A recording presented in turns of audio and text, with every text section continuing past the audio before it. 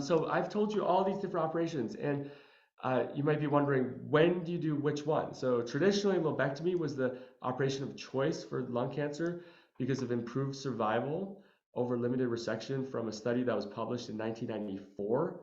And that was thought of for tumors 3 centimeters or smaller, and if there was no disease elsewhere.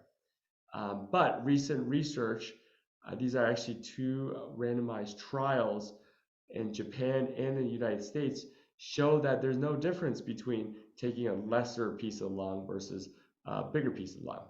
And so these are survival curves. The way to interpret these survival curves is every time these survival curves dip down, that means a patient has unfortunately passed away.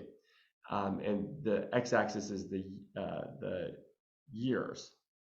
And so you can see that the blue line is lobectomy, the red line is segmentectomy, and it's very close. It's closely overlapped.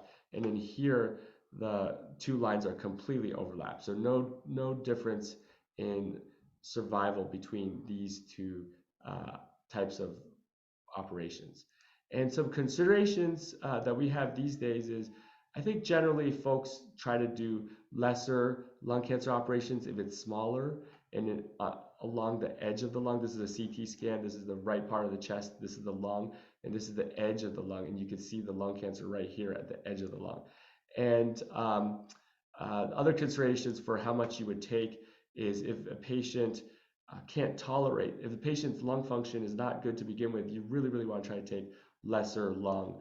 And then if they previously had a surgery in the past, then you would also try to take smaller pieces of lung.